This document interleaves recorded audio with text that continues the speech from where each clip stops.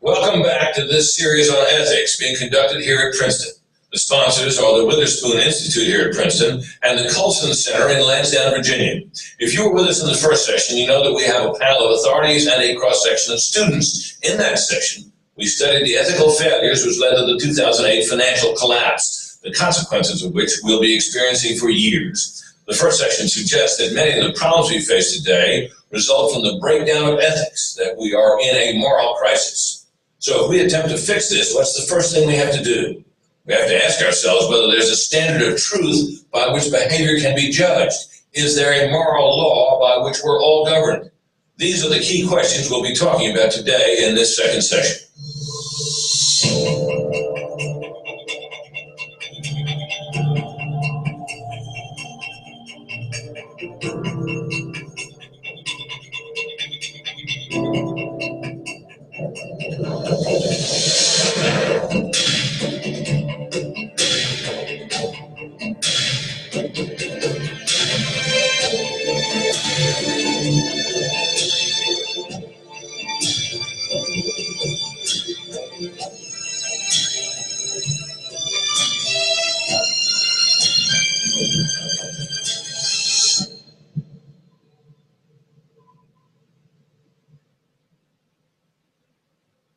Is there moral truth? Is there some foundation for ethical beliefs that all of us can agree to, a set of standards to regulate our behavior in society? That's the question we'll be dealing with today. Let me reintroduce our panel. Dr. David Miller, Director of Princeton Faith and Work Initiative and Associate Research Scholar at Princeton. Michael Miller, Director of Programs at the Acton Institute. Dr. Robert George, Professor of Jurisprudence here at Princeton. Charles Colson, founder of Prison Fellowship and the Colson Center for Christian Worldview. And Dr. Glenn Sunshine, Central Connecticut State University Professor of Early Modern European History. There was one man in modern American history who concluded from a prison cell that there was a law we have to live by, both written and unwritten. While in prison, he wrote one of the great documents of modern times. He grounded his ethical decisions on a transcendent authority in the law, and he sought justice and truth. To talk about that man, Dr. Martin Luther King Jr., we have interviewed his niece, Alveda King. My uncle, Dr. Martin Luther King Jr., wrote a letter when he was incarcerated in Birmingham, Alabama. And of course, they have called Birmingham Bombingham because the 16th Street Church was bombed there. My father, Reverend A.D. King's home was bombed there, but we were in the home. And so there was a lot of strife and racial tension there. Black people, we were called Negroes in those days, were being slaughtered, literally. The little girls who were killed in the 16th Street Baptist Church. I went to school with one of the little girls. Our home was bombed, firebombed, and half of the house was destroyed. And so it was during these times that my uncle was leading the protest and saying that this was really unjust. And during those protests, he was incarcerated, he was locked up, he was in jail. And while he sat in jail, he began to ask, where's the church? He had also been on record as saying that Sunday morning at 11 o'clock in America is the most segregated hour in the country, because you had what was called the white community or the Caucasian community in their churches, the Negro communities in their churches, and they were not getting together. And so my uncle began to cry out, and he wrote on scraps of paper, they say toilet paper or tissue paper or scraps of old paper that no one wanted in that jail. And he began to write to the conscience of America, asking the pastors, why are your voices silent? Where are you? And the pastors really did not respond at that time. My uncle's formal education came, of course, from the Bible, and certainly from philosophy. He was a student of philosophy. He had a doctorate of philosophy. He studied the works of many people who had legal professions and legal minds. And so as Dr. King mulled over and reasoned with and thought about the moral dilemma of our nation during his lifetime, he began to write about that. And his first audience would have to be men like himself, pastors, spiritual leaders, who should have had the strength and the integrity to be able to resist evil. And so that would be his audience. During my uncle's lifetime, when he had to consider whether he would obey the law or disobey the law, he had to think about the moral value of a law. And when he was challenged by his critics, they would say, King, you're stirring up strife, you're causing problems, you're breaking the law, we're bound to honor the law. Whenever he was faced with a challenge or a question as to what his actions would be, if the law of the land was an oppressive law, if the law of the land was something that was going to harm what he called the least of these, then he would go to the higher law, the divine law, the natural law. And so looking at man's laws and then God's laws, then it takes courage, especially in our day and time, when there is so much question and division and what's right and what's wrong, what's morally correct, what's ethically correct. But Dr. King would always say, if a law is unjust, it is our moral responsibility to resist the unjust law. And that is the basis of the civil rights movement. Dr. King's has to be one of the more inspiring stories of modern times. Of course, we all know the result. Laws were changed, and in due course, long-seated cultural prejudices were reduced. America's a different place now. Let's see how the panel explains the motivations and King's belief in a moral law. Well, I think it's pretty clear that Dr. King was operating out of a very long, fundamentally Christian tradition. It does come out of Jewish ideas about justice, the Christian ethic of love, the concept of the image of God, but also the natural law tradition. And I think that one of the reasons why his appeal worked was that it occurred within a culture that broadly accepted that tradition. The great contribution of the Judeo-Christian tradition takes us beyond what the Greeks and Romans were able to achieve, because it identifies as fundamental the principle of the profound, inherent, and equal dignity of each and every member of the human family. And it's that principle of equality, the equal worth of every human being, no matter how high or how low in the world's eyes, no matter how rich or poor, weak or strong, all being equal. That's the principle to which Dr. King appealed. Now the question is, where did he get it? Where did he get it? He got it out of this basic tenet that comes in the very beginning of the Bible. And that's the proposition that man, though made from the dust of the earth, is nevertheless fashioned in the very image and likeness of God, the very image and likeness of the divine creator and ruler of the universe. That's where King got that fundamental notion. Now, does that notion depend on divine revelation? I would join King in saying, not necessarily. King appealed to what he called the natural law. He's in line here with a very great tradition. He quotes and cites some of the famous figures in the tradition. It's called the natural law tradition of thought about ethics and law. For example, he appeals to St. Thomas Aquinas, the great medieval thinker, and to St. Augustine. And according to the tradition of natural law, there are great moral truths, including truths about the fundamental dignity of human beings, that while revealed in Scripture, are also, at least in principle, knowable by reason itself. And that was how someone like Dr. Martin Luther King could find a principled, objective moral basis for standing up against the great evils of his day, especially the racial injustices we find in things like segregation. Robbie, I think you and I are the only two lawyers on this panel. Are we the only two who are guilty? We should be repenting. Swear on that side. But the fact of the matter is that having studied law and having done an honors program in constitutional law, I think the finest document I've ever read in modern times, written on the authority of the law, was written on scraps of toilet paper from that Birmingham jail cell by Martin Luther King, who never studied law. It was less than a minute. Well, there is, and let me give you a couple of thoughts about what I think the lesson is. One, King was not a lawless man. Breaking law to him was something that could not be done lightly. In fact, he said that where it is necessary to break the law because of its injustice, it must be done openly and not in hiding, lovingly, and with a willingness to bear the consequences, to suffer the punishment. That's how much he believed in law, because he knew that law, far from being the enemy of freedom, was the condition of freedom, and respect for the law was important. But he gave 2 cheers for the law, not 3. Why not 3? Because law can be unjust. And where the gravity of the injustice of the law puts it in opposition to a law above the law, the higher law, the natural law, the divine law, then the higher law must prevail. And in that case, lovingly, openly, with a willingness to bear the consequences, one must break the law. Well, I think King proves more than anything else that there is a truth which is knowable.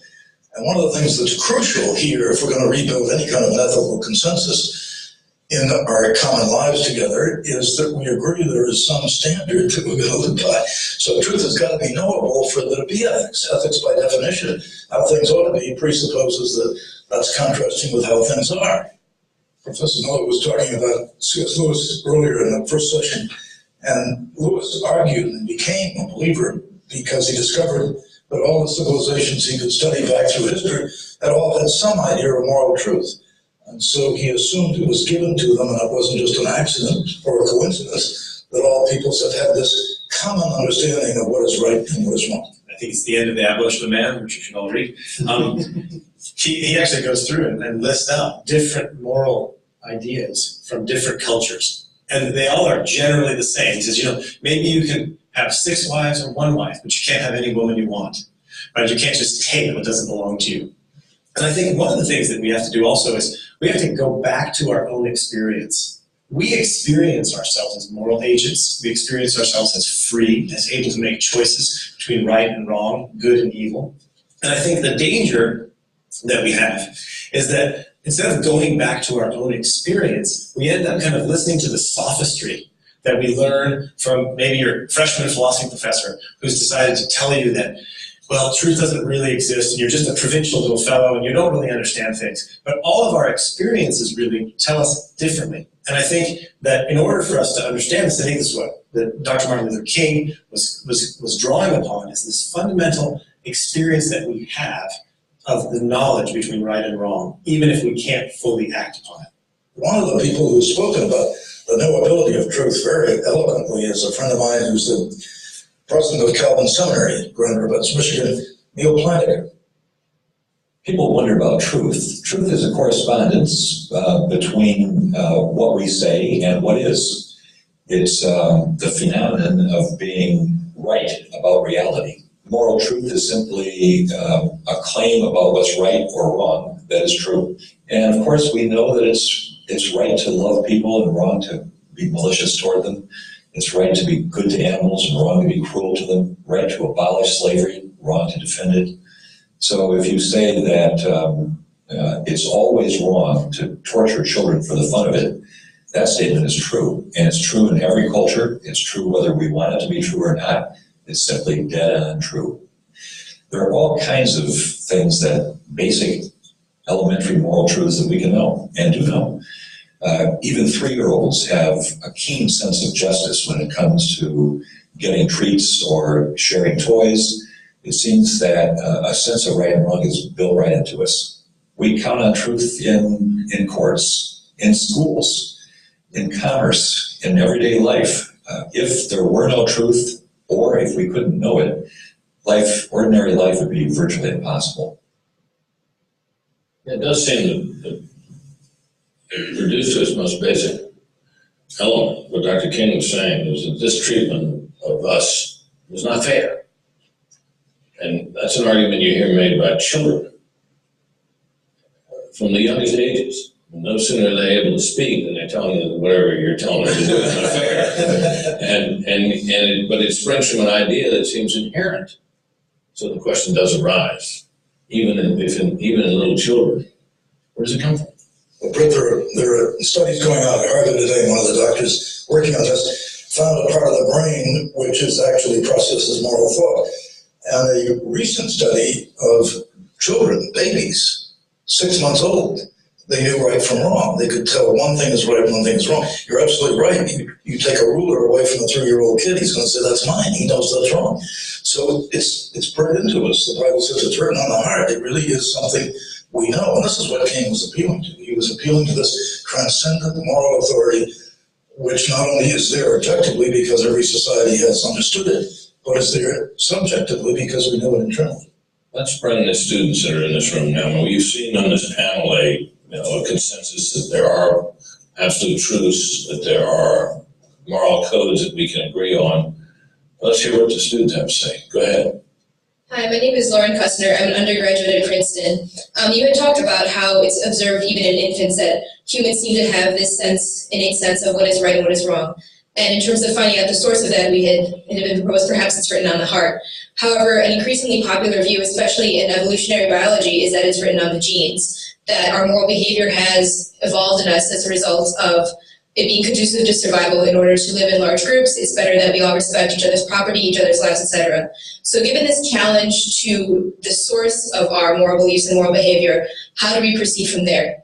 That's a very good question, a very provocative question, because in discussions that I've participated in about how we came to think and believe what we do, and when you start asking people about how you order society and so forth, and you will often hear a kind of a utilitarian argument made for various moral, what we think of as moral precepts, because it's simply society works better when people socialize and learn to accommodate one another and so on. And these things, as the questioner suggests, may be written on our beings by the process of evolution as we've come to learn to live together and so on. Good question.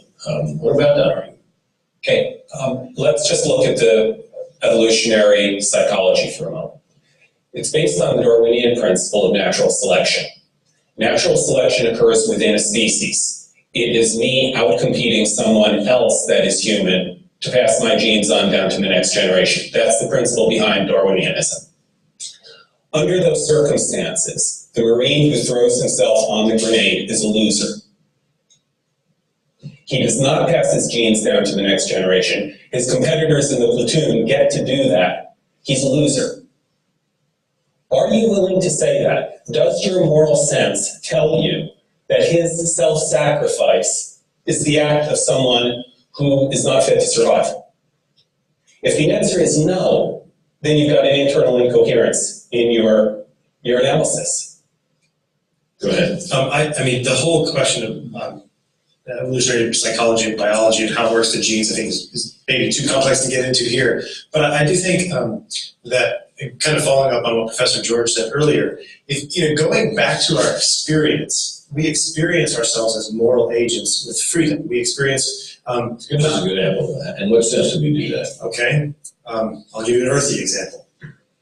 A dog makes decisions, but they don't make free choices, right? A dog looks at the food in front of them and says, there's a lion back there. Well, I won't eat it because I don't want to get eaten by the lion, okay? But no dog looks at another dog and thinks, wow, she's beautiful, but I think I'll wait till marriage. Okay? That doesn't happen. You'll never forget that, ever. Okay? Now, but what happens there, I said it would be earthy. Okay. So what happens is the person is able to look into himself or herself and see actually what's happening. You can even feel, for example, something pressing upon yourself, like irritation, anger, whatever it may be, and you can make a decision not to let that affect you, right? When you wake up in a bad mood, you don't, like I have little children. When they wake up in a bad mood, they're in a bad mood, okay? And so part of what we're trying to do is train them to say that you're not controlled by your feelings. You're not a slave to your passions. You're free. And I'd say that this ability of transformation, and again, I'm not a specialist in evolutionary biology, but even this experience of this possibility of transformation, the whole experience of repentance and conversion, that you go from one way of living to now a new way of living, seeking after beauty and truth and goodness. I mean, this seems to create a serious problem for the idea that you're genetically predisposed to act in a certain way. And I think Mr. Colson, who spent a lot of time in the prisons, could probably develop that. Well, exactly. Let me just say, because this is a course on ethics, that it is important to understand in a completely materialistic universe, if we are simply programmed by our genes, if we're not in our control of ourselves, then the highest ethical attainment is survival. But the world works just the other way. When I was in prison, and I had a lot of personal problems, and my dad had died, and a lot of things went wrong. My son was arrested. A man in my prayer group, who was then a senior United States congressman, called the President of the United States, then Gerald Ford, and said, I'd like to go in and serve with the rest of Chuck Colson's prison sentence so he can go home. That's an extremely unselfish act. That wasn't programmed by his genes. That was by his love for me. I've seen it in my own daughter, who's raising a single mom, raising an autistic child, devoting herself totally to this other person. And this is the whole meaning of agape love. So if we're talking about ethics, we have to understand that there's got to be a standard of what ought to be beyond personal survival, or beyond personal autonomy, or any of the code words we hear on campuses today or in public discourse. There's got to be some higher value, and there'll never be an ethical standard unless there is a truth which can be known by all, a truth that cannot not be known because it's true. There's a certain way the world is made, and seeking that which is truth is the great goal of life. And out of that comes an ethical system. There's been some discussion on this panel about this whole idea of moral relativism, which we seem to believe as a group has kind of taken hold. But I wonder, are there really any pure people who are purely moral relativists?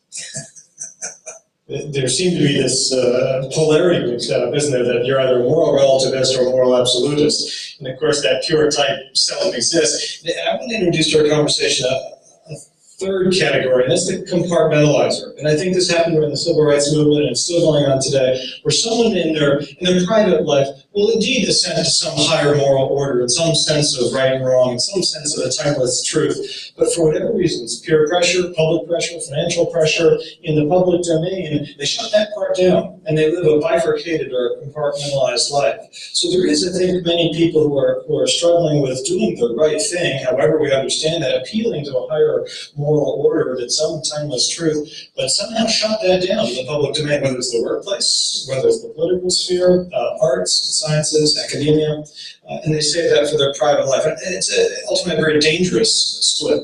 Is it possible? It would be hard to live a life as a consistent moral relativist, not making any kinds of moral claims, really supposing that anything anybody did was acceptable because nothing could be wrong. I mean, you'd find yourself unwilling or unable to condemn the crimes of Hitler, the gratuitous murders of millions of people, or of Stalin, or Mao, of Pol Pot, or the terrorist attacks from Al Qaeda, and so forth and so on. What would you tell your children if you had children? And this goes to that incoherence, because often it's people who pride themselves on being great proponents of human rights, great disciples of Martin Luther King, people who condemn slavery and discrimination of all sorts, but then proclaim themselves to be moral relativists. So what's going on here? Where does that come from?